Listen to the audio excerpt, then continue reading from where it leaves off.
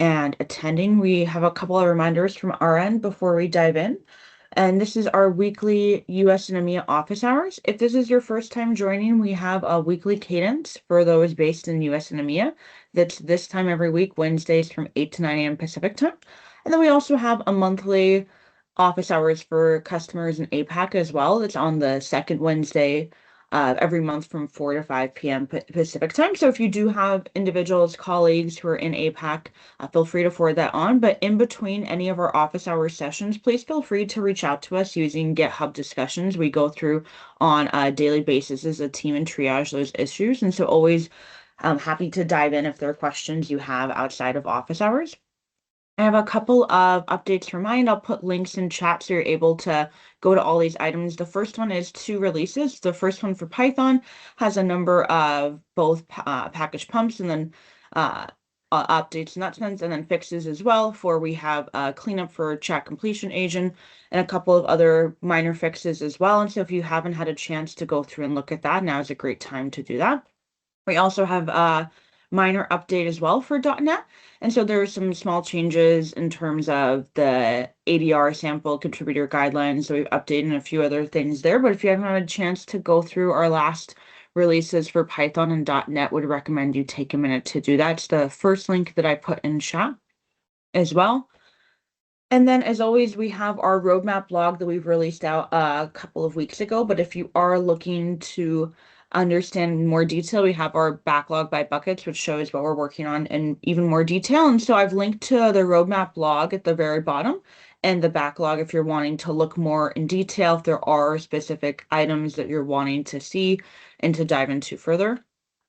And then just touching on, we've had a number of blogs that we've been releasing out. I want to highlight a couple in particular. And today, the first one that I want to dive into is from our release of agents. We're now in RC1, and so we're at release candidate, which just gives even more stability to agents in that framework as we're on our road to GA. And so we're excited to have this available both in Python and in .NET to be able to have that robust versatility as well. And so with that, there's added dependency. I know we've had a lot of questions in the past around experimental, if this is going to be around in all of our pieces from agents. We're looking to get to GA as well. And then with that, there's one other topic we're going to dive into before we open up to open questions. We have some updates on MCP. I'm going to turn it over to Mark to dive into this further. Okay, thanks, Sophia. Okay, so let me just share my screen. Yeah, hopefully you can see that now.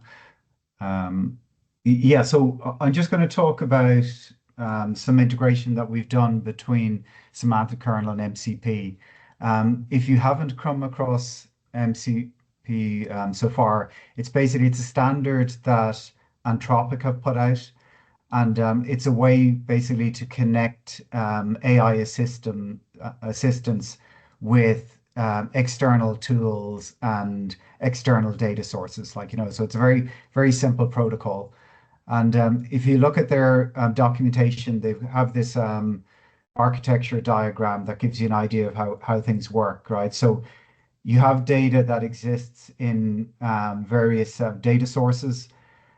These could be, web APIs, could be databases. Then there's a number of components that exist in an MCP architecture. One are MCP servers, and then the other are MCP clients and a host application. So the MCP client can basically connect to a server. It can retrieve it can access the tools that the MCP server exposes, and then invoke them. And then typically what you're doing is that in your host application, you're calling out via the MCP client to retrieve data or call tools. So the sample that we've put together just shows how to do function calling. So you're using MCP tools as functions with Semantic Kernel. So let me take you kind of quickly through the sample. It's fairly straightforward. The first thing we need to do is we're going to create a kernel, and we're going to set up a chat completion service. In this case, this is fairly boilerplate Semantic Kernel code. So in this case, we're just going to use OpenAI as the chat completion service. Um, the For the purposes of this sample, we're using a library called, there's a third-party .NET library called MCP.NET. There's a number of third-party libraries out there at the moment. Like we're not recommending one above any other one. I use this one because it has some interesting samples, and they've also done some work to integrate with Microsoft Extensions AI. So it's basically have to build on kind of like the samples that they put together.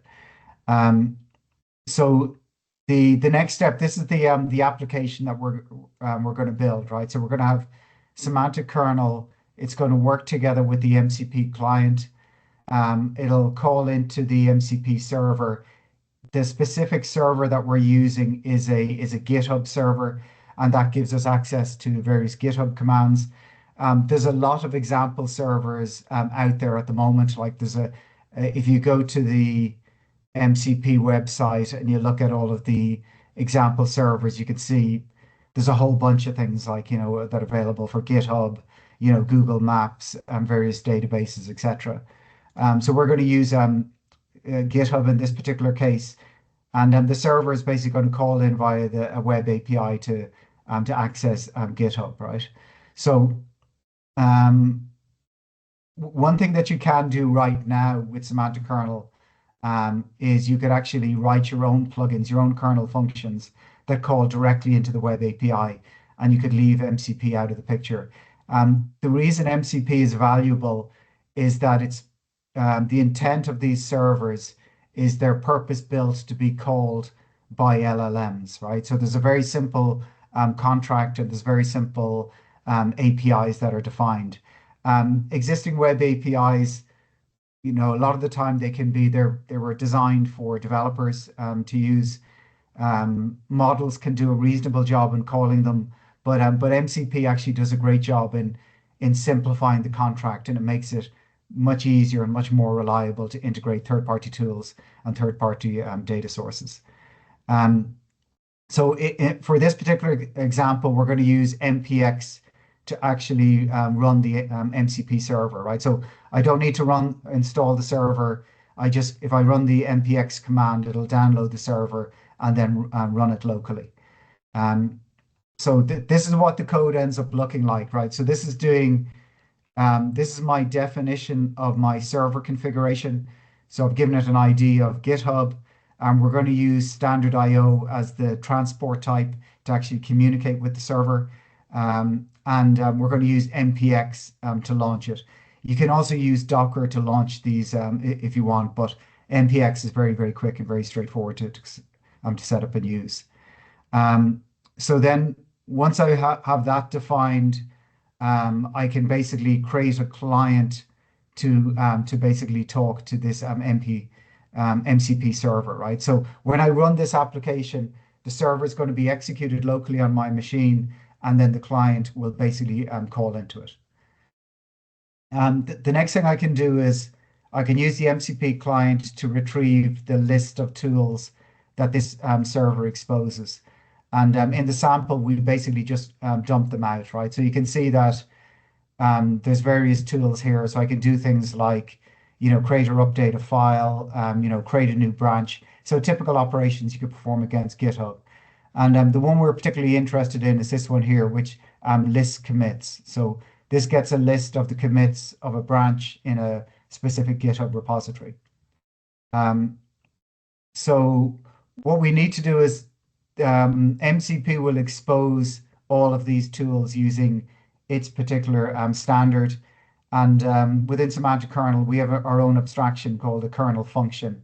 And that's how we basically wrap access to tools. So we have to do a little bit of conversion.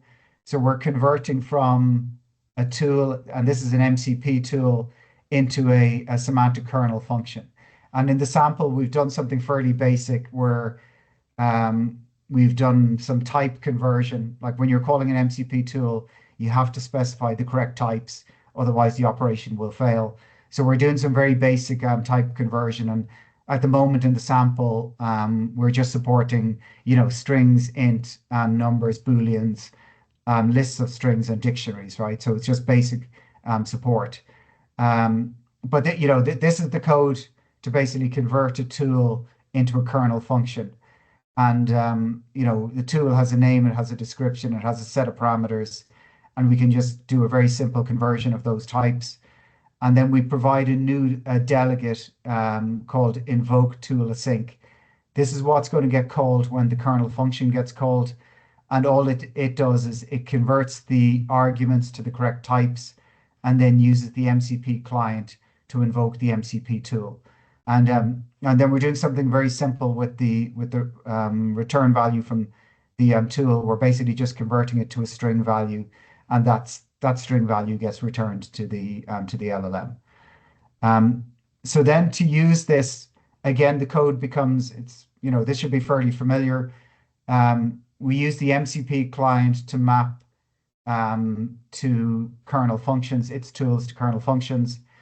Then we add a plugin, we're calling the plugin GitHub, and we're using the functions that wrap the MCP tools. And then we just basically set up function calling using for OpenAI. And then we're invoking a prompt, right? And the prompt is summarize the last 4 commits to Microsoft Semantic Kernel to this repository. And then the LLM can extract the organization name, the name of the repository, and the number of commits. And these are all arguments to the kernel function. And then basically it can call the function, retrieve the information, and then it can summarize the commits, right? So this is the response that we get back. So that's that's it. It's fairly straightforward to kind of like set up and kind of get running. At the moment, we're providing this as a sample so people can start experimenting with it and playing around a little bit. So we'd love to kind of get your feedback if you kind of try this out. And then our plans are to look at actually adding first-class support into Semantic Kernel for MCP. And we're working with some other teams within Microsoft just to come up with the right approach to do that. Okay. Okay, so I can just stop there, and if there are any questions.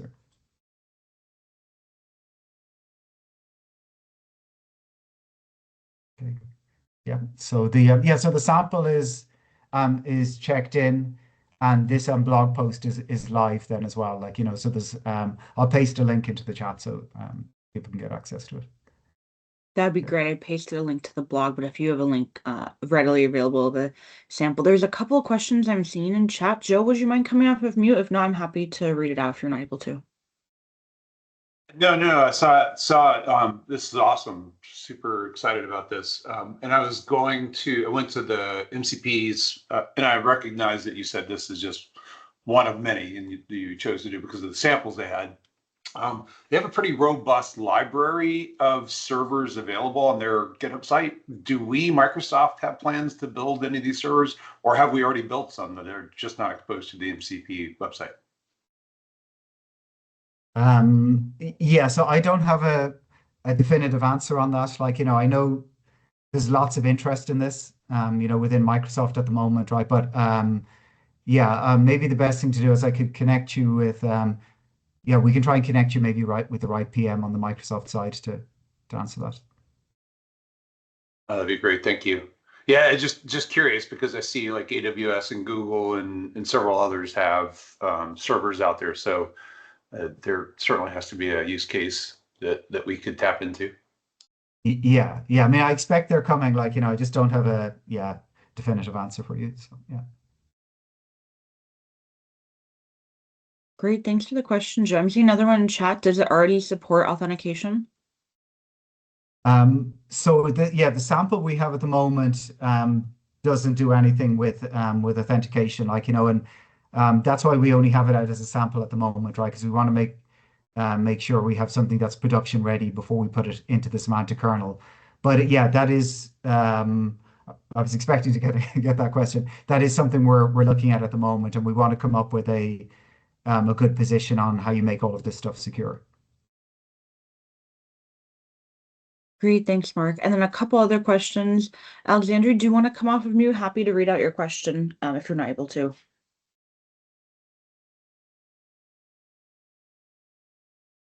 Yeah, just quickly, I was wondering, are we considering having like a built-in maybe MCP function or MCP client in the SK library instead of having to implement this wrapper that you showed us today? Yeah, I think that that's where we'd like to kind of get to, like, so that the way we support Open API to have something very similar, where you can just everything's built in. We have a package built into Semantic Kernel, and you can just point it at give it your server configuration, and then we can basically ingest all of the tools and use them. And not just the tools. There's other things that MCP exposes as well, and we'd like to start covering additional functionality. But yeah, that's the direction we definitely want to go to.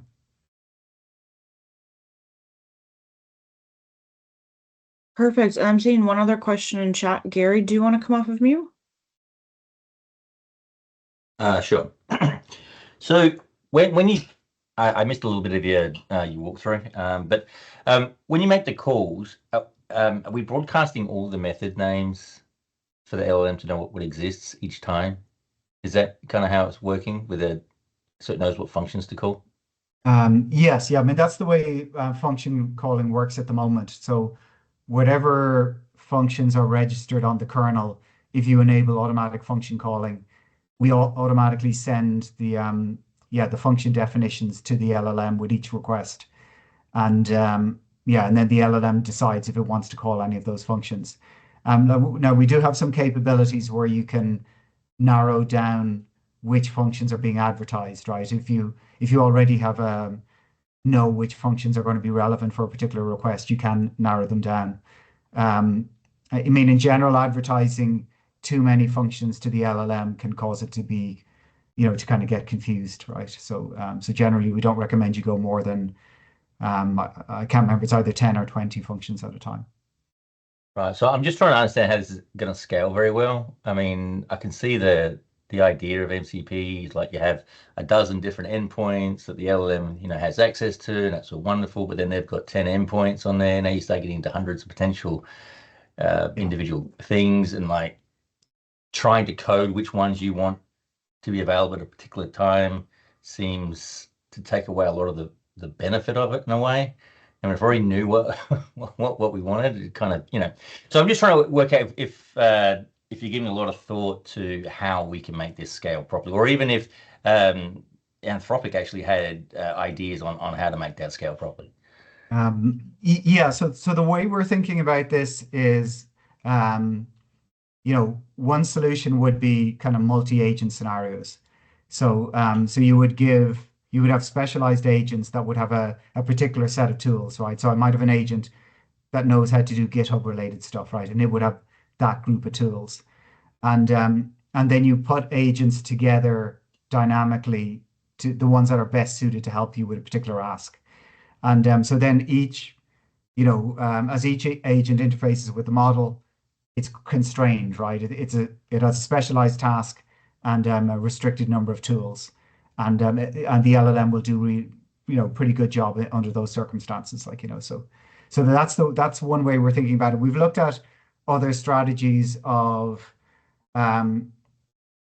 basically making LLM calls, giving it the full set of tools, and maybe using semantic similarity to figure out for a particular query which we think the appropriate tools would be, and then just advertise those tools to the LLM. So that's another strategy. But I think multi-agent is probably it's kind of emerging as kind of like a really good strategy to use for these type of problems.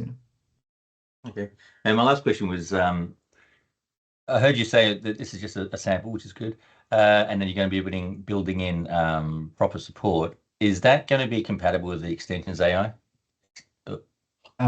Yes, yeah, yeah. So we're aligning between Semantic Kernel and extensions AI.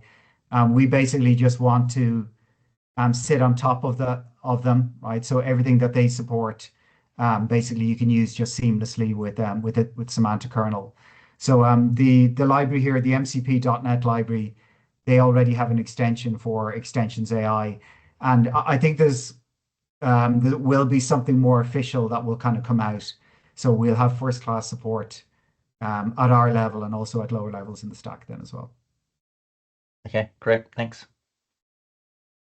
Great, thanks, Gary. And I see one more question in chat from Juan. Are there other protocols you're looking at, Mark, in the industry that Semantic Kernel is exploring to implement similarly to MCP? Yeah, so far we've looked at Open API, we looked at gRPC, and then just kind of like native functions. MCP is one of the well, it's one of the first ones that I'm aware of that's specific for LLMs, right? And it seems to do a reasonably good job, right? So yeah, I mean that's the one we're looking at the moment, right? If you're aware of any other standards that exist, yeah, we'd definitely be interested in taking a look. So Yeah, definitely. Wonder, is there anything else in particular you're looking at? I would love to hear more if there are specific protocols that you're wanting to see in the future.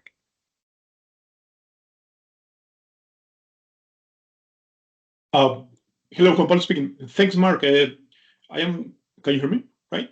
yeah, Yeah, we can hear you. Okay, Yep. well, I'm asking because basically I work in the GPS ISV team, so I engage with a lot of ISVs, and they have been asking a lot about MCP, okay? And asking, okay, we would like to integrate our agents with your agents. Are you going to use MCP or not? So this conversation is really perfect timing. Now, basically my question, I'm not aware about other protocols. If I go and when I'm seeing what I'm seeing in the industry, basically is everyone, or not everyone, is naming this one like a de facto protocol so far. So this is why I'm asking to be sure that I'm not missing something. Yeah, so we're not aware, or at least I'm not aware of anything else, like but I'll ask around actually, like there's I'm talking to some other people who are doing some MCP stuff in Microsoft as well, so I'll ask them, are there any other competitors we should be looking at? Thanks. Great, thanks. And there's one other question in chat. This is mainly for the entire team, but I may ask you to specify a little bit more, but you're curious about the foresight and opinion of future open source community supported semantic kernel plugins. In the case that it's similar to Nugget, is this for Nugget packages. I would love, actually, if you don't mind coming off of mute, to elaborate a bit further. If you're able to, that'd be great. Yeah, hello. Are you able to hear me? Yeah, we are. Awesome. Yeah, I guess I just had an idea of like an open source community, kind of like NPM or NuGet is to NuGet packages for semantic kernel code or plugins or functions. Do you think that, well, I just wanted to hear any opinions or thoughts on that kind of landscape coming in the future. Sure, yeah. Yeah, so there's a couple of things we're doing at the moment, right? So some of the abstractions that are currently in semantic kernel are like the AI abstractions. So we've been working with the .NET team to kind of push those down into Microsoft Extensions AI, right? And the intent there is that it's a narrower set of abstractions that are just focused on interacting with LLMs, right? But we want we're hoping to kind of like build up an ecosystem where there's lots of implementations of those abstractions and we can take advantage of them, right? So every time a new LLM comes out and there's a new API for it, we don't want to be in the business of just constantly writing new AI connectors. We'd rather people built on top of Microsoft Extensions AI, right? And we're doing that for AI abstractions, also for vector data, right? So we've got a Microsoft Extensions vector data, and there's a new preview of that's coming out in the next couple of weeks. And we already are, we're already working with Elasticsearch, for instance, and they're building on top of that. So yeah, so that's one area where we're starting to kind of like, we're trying to build out an ecosystem. MCP looks like it has a lot of potential, right? There's already a lot of momentum in the industry around that, lots of different servers and lots of big companies are kind of jumping on that. And I think that could be like, so we want to integrate very well with that ecosystem. And that could be another place where, there can be a kind of like a community effort and third-party plugins that can work well with Semantic Kernel. So I'm curious, are there any particular use cases that you're interested in, or do you have something in mind? I mean, no particular use cases, to be honest. Just wanted to like kind of gauge how your thoughts or opinions are on that kind of landscape. Yeah. I hope to contribute to something like that where let's say, for example, a developer wanted to get like a smart fridge plugin that had 5 functions to contribute to the inventory of the fridge, and they can easily just find that code from a website and implement it. That was sort of the idea, the start of the idea that led to the question, but I think you did answer it very well. So Okay. Thank you for that. Okay, you're very welcome. Great, thanks so much. I'm not seeing any other questions that are immediately popping up. Feel free to come off of mute if folks have other questions that you want to dive into. We'd love to hear from you. So I know this has been brought up a couple of times in office hours, but I'm still confused.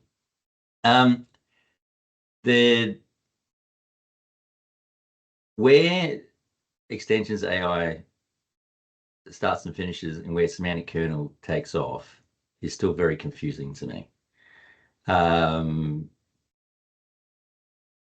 Does the extensions AI team have an office hours similar to what you guys do, or something similar, where we can get more information on what they are doing? Because I'm assuming you're not really talking about the work that they're doing specifically. You're just talking about the work that the semantic kernel team is doing, but then you're doing work that kind of leverages into what they're doing as well. So it's confusing to me where they start and end and where you start and end.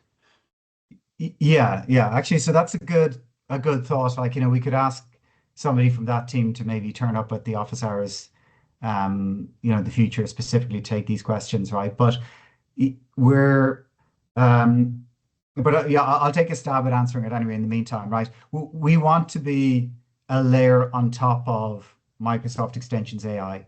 So if you think about the the AI abstractions that we've already created in Semantic Kernel, like say for chat completion, and then text to speech, text to image, the other modalities. Some of those, chat completion and the embedding service, they've already moved down to Microsoft Extensions AI, and our team is contributing the other modalities that are going down into Microsoft Extensions AI. So once that happens, then we want to kind of sit on top of those, right? So we'll continue to support, say, chat completion service, but we'll also have first-class support for the chat client, so we can sit on top of that. So it should be just a layering, discussion. We sit on top of Microsoft Extensions AI, and eventually if you want to just use Microsoft Extensions AI and not use any of our AI services, that will work seamlessly for you with Semantic Kernel. But Semantic Kernel then has additional value on top of Extensions AI, because we've got support for process framework, agent framework, prompts, a lot of kind of value added stuff as well. Right. So I know that they've just renamed all their methods from chat completion type thing to response now, chat responses and all that. So Yeah. the API service is quite different to what Semantic Kernel is, right? So at what point are you going to get that level of consistency where it actually feels like you are building on top? In the build time frame, right? So we've got a big effort that we're doing between now and build to basically rationalize everything, right? And so what you should see happening is that all of our samples will start to use iChat client instead of iChat completion service.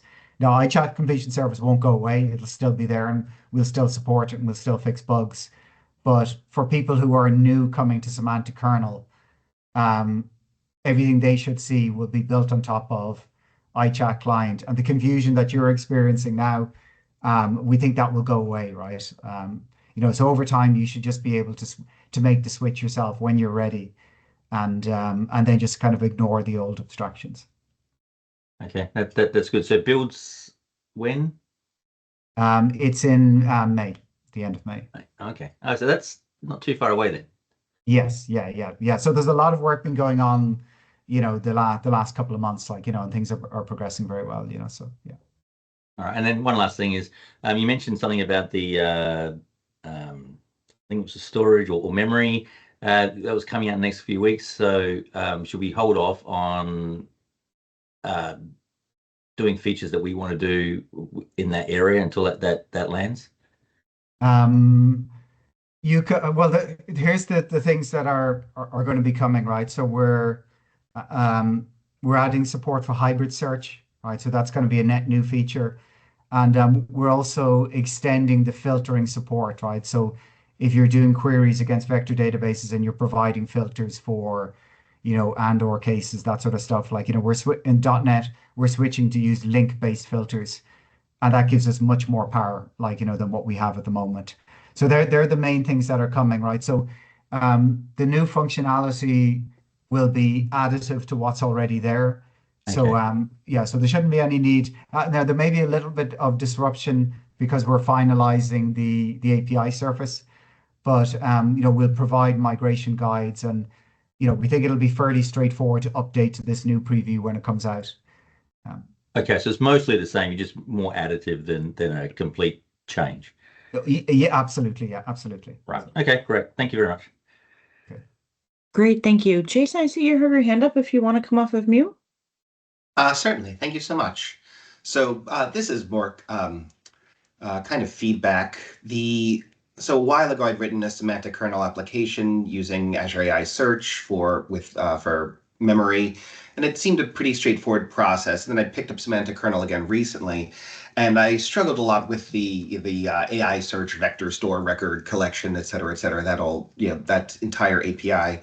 And while the samples, to be clear, are absolutely second to none and excellent and complete and wonderful, I feel like the story of how to get started with a vector search for just a default out-of-the-box vector search in the documentation is kind of difficult for a newcomer coming. I feel like that story is not complete. It's very difficult for a newcomer dropping into learn.microsoft.com to kind of figure out how to do kind of the most basic RAG.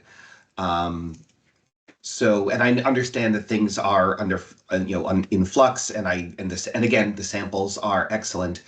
But I just want to make sure we don't lose sight of that base story, such that we don't lose people to other frameworks that might have easier paths of entry.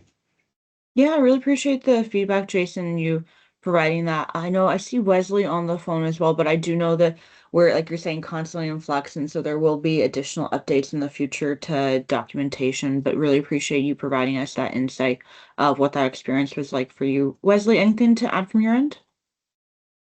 No, thanks for the feedback. I think the difference between what we're doing and other folks is, we have a lot more functionality.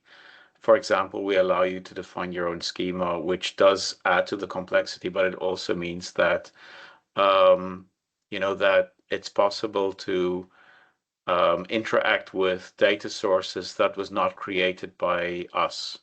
I think like with a lot of the other with our competitors, the problem is like if you want to consume data that was ingested by some process that is not part of that platform, you're just not able to do so. It doesn't support it because schemas are fixed. That does mean that there is a little bit more upfront work there. That said, as well, we want to make it easier to do embedding generation so that you don't have it to do it yourself, so that it's just done automatically as part of the as a decorator on top of what we have. I suppose another option that we can do is to have like a a kind of default data model for very basic scenarios. But Jason, if you have any specific things that you think could help, please reach out and let us know. Absolutely, I'd be happy to do so. Thank you so much. Yeah. Great, thanks for the question. I'm seeing a couple in chat that I'm going to go through. The first one that I'm seeing is for sandbox code execution and being able to have that similar experience to ChatGPT for Python tool calls. Just looking from our Python team. Edward, would you mind diving into this one if there's insight that you can provide? So this is the SQL database toolkit question? Yeah, it's the one for sandbox code execution from Rasmus. Oh, sorry. Yeah, so we actually already support that through the not very well named, I must say, Azure Container Apps Sessions tool. I'm not sure if that is the full name nowadays, but it's basically a managed code executor hosted in Azure Container Apps. And we have built-in support to use that as a plugin, so you can just drop it in, and then it works. Yeah, I was actually thinking for something similar for .NET, where we could do that. So it was not really for the Python team the question, but more how can we sandbox C# at some point? If there was some old office hours way ago that talked about it as an idea, also with container apps, but there's not really been anything since then. Yeah, I haven't heard if the container apps team are planning to support other languages other than Python. Yeah, we can look into that. So is there a specific reason that you want to use .NET rather than Python? Is there something that I was just wondering what the thinking behind that is? Not as such, other than being able to evaluate it myself, being a C# developer, of course, but beyond that, no, not really. Yeah, okay. Yeah, I think the models tend to be very good at generating Python code, so they do a very good job there. But yeah, I can ask the question and find out, are there any plans to support other languages?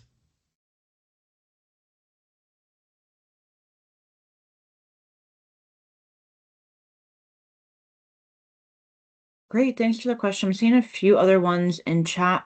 Peter, would you mind coming off of mute for your question around the SQL database toolkit? Would love to hear more.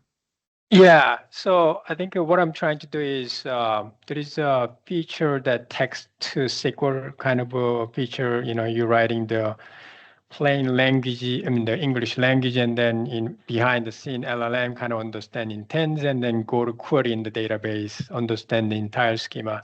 So there's a LangChain has that kind of a SQL database toolkit. I'm trying to see whether Semantic Kernel has this kind of functionality.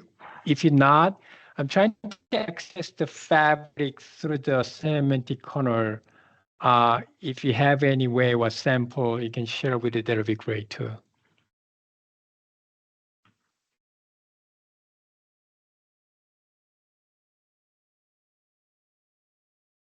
Yeah, so in terms of plans for these kinds of toolkits, we have some ideas about that, but that hasn't been prioritized in any way. I see Constantine is also referring to that. If you do really would like that, then we can, then let us know, because then we can. So I just ping. Yeah, so I just put the link in there. Is that the kind of plan for you guys planning for H2 capability? I see the list of all the database, the link that I put it there. Yeah, but one question. This list that you're sharing now, that is supporting databases with the vector store abstraction.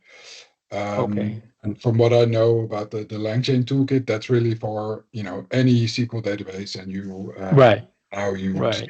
so that's a different way of Okay. working. It could be a better way, because then you have full control over the schema, and you don't have LLM generated SQL queries that you're executing, which Right. have some risks attached to it. But I think in general, at least the toolkits that I've seen, and I've done some work on the Power BI toolkit for LangChain way back when, well, 2 years ago. And it's basically a set of prompts that you're putting into a set of functions, and then you're kind of iterating through generating a query, executing it, looking at the results, and then regenerating. So, and if you just take the prompts, you should be able to whip something up in short amount of time. The reason we also haven't really looked at generating SQL is because of the responsible AI risks associated with it. So it's been prioritized on our side. Yeah, Okay. I can also So jump in really quick. I'm currently in a very initial process of investigating structured data connectors, something similar to vector database, but against structured data like relational databases. It's still initial, but there is an initiative in Semantic Kernel to have an abstraction that allows plugins to talk with SQL related databases. But yeah, that's very initial investigation at the moment. okay.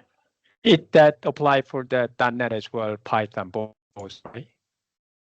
Yeah, initially I'm starting with the C#, the .NET Okay. part. Okay. Yes, pretty much. Okay, great. Thanks. Great, thanks both of you for the response.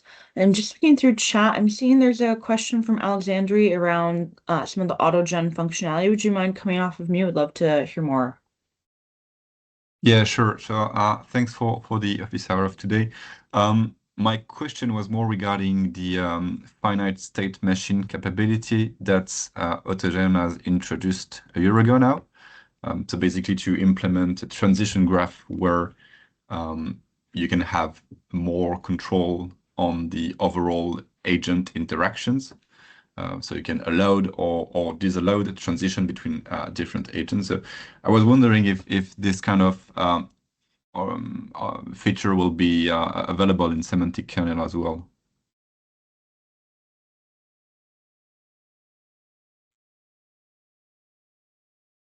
Yeah, great question. From the AutoGen kind of V team that we have, Chris, anything to add from your end of some of the feature prioritization that we have for AutoGen integration?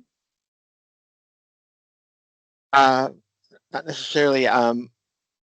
The at this current point in time, some of those features in terms of the state machine aspects are exposed in our process framework patterns, and I think that's going to continue to be the case as we move forward with integration with AutoGen.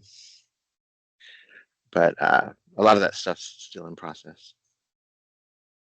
Yeah, I'll just jump in. I think process framework is the thing. I mean, that's where we're converging with AutoGen. I'm about to pull the trigger on a blog post I meant to before this meeting, but didn't get a chance before our office hours. We're converging the runtimes between AutoGen and Semantic Kernel. And so you'll get a lot of that goodness that AutoGen has been doing around being able to build like graphs of agents. And that will be also available in Semantic Kernel, as part of our process framework and as part of our multi-agent story. That's available there today. If you haven't looked at process framework yet, like definitely take a look at that. You can build those type of things with our process framework in Semantic Kernel, and let us know if there's a gap that you see there today between what you're trying to do in AutoGen and what's available from Semantic Kernel. It's definitely kind of a gap we want to close. Thank you for the answer, Sean and Chris. And any visibility you have on the GA of the feature? I saw on the documentation it's still in preview. Yeah, I mean, I think we want to finish the convergence with AutoGen first, and then what we're working on, kind of in parallel to that, is really getting customer feedback, like if it's working for them. GA, we take obviously GA like pretty seriously. Like we don't want to have to make breaking changes after that. So from a time frame perspective, I think probably around the end of the semester, so like halfway through the year, May, June, is when we probably target something like that. But we'll keep it in preview as long as we need to, as long as we're, customers are giving us feedback. And so the more feedback we get from you guys, the quicker we can get it to GA, I guess is the way to put it. Thank you. Perfect. Thanks for the question. Sean, while we have you, there's a question around the community toolkit. I know we've been working on standardizing and moving forward, but would love to dive into this one further. There's just ask around if there's any news around the community toolkit and where we can have those custom and unofficial libraries hosted. Yeah, we haven't kicked anything off there yet. It's still mostly just an idea for us. If I don't know if folks on the call have some ideas of what they would like to see in there, let me know. Constantine, I see you raised your hand.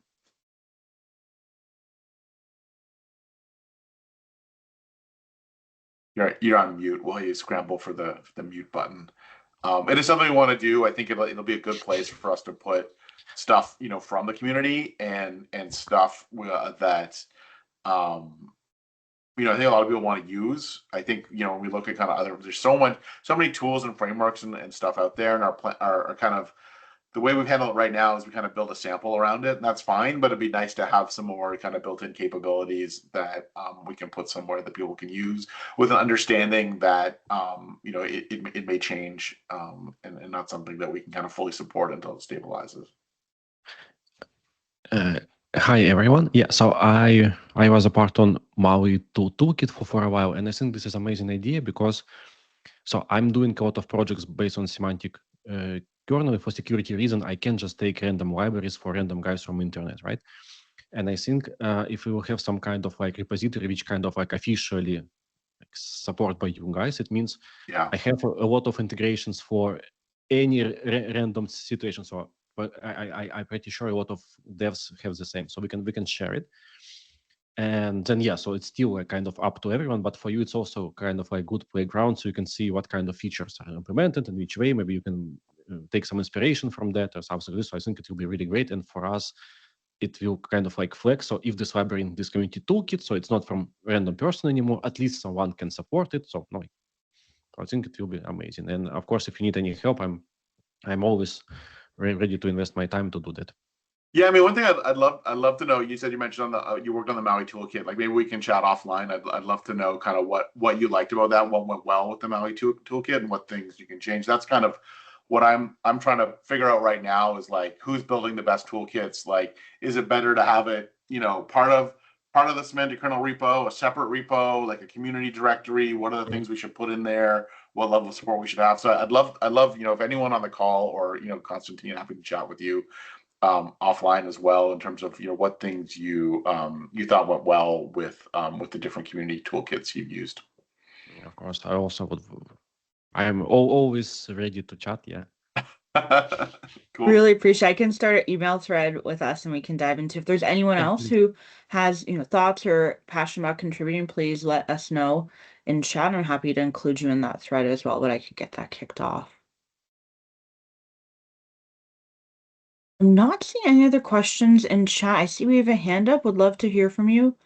Tang, if you want to come off of mute, that'd be great.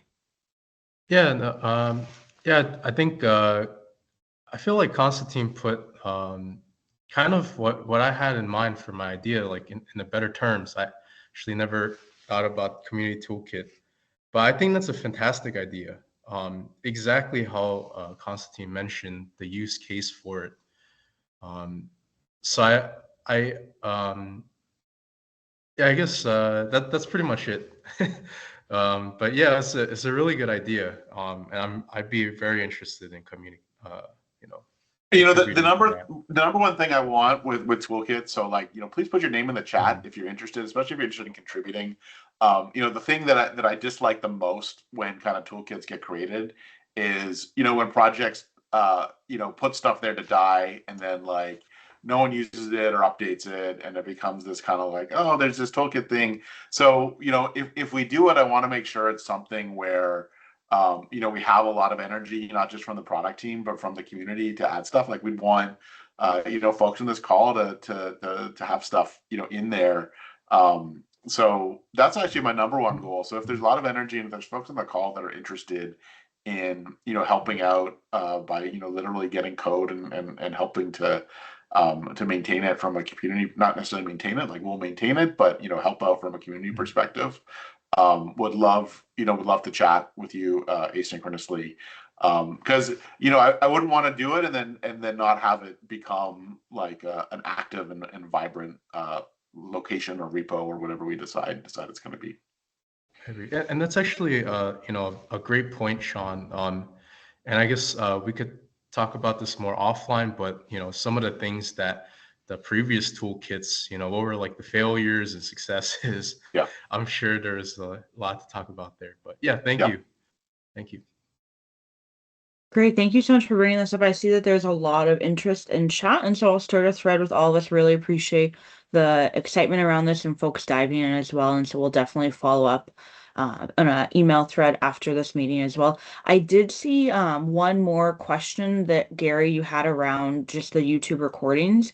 And yeah, unfortunately for the description, there is a character limit, and then there is some standardization across the Microsoft developer YouTube channel as well. And so we're not able to paste in the chat into that. And also from just kind of PII and security of having that out on YouTube, we're not able to just put folks' names. And so really great point. But yeah, unfortunately, the chat is one of those limitations for YouTube that we aren't able to publish out. So I understand that, but can you at least put the links that we have in here? Because you look at the old ones, it's extremely frustrating that you can't get any of the links. You hear people talking about different completely things, and hear it. then Let's there's no definitely links. chat offline. There just are some limitations around what we're able to publish up, but happy to chat with you more offline about it. Right. I mean, links should be fine. There's no PII there, and we're not talking hundreds. We're only talking a handful. So.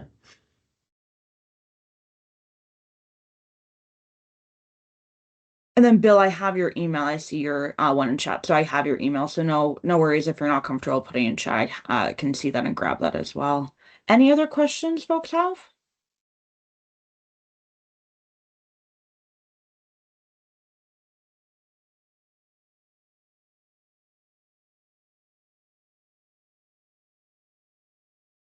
If there are no other questions, we'll go ahead and close this week's office hours. Thank you so much, everyone, for joining in.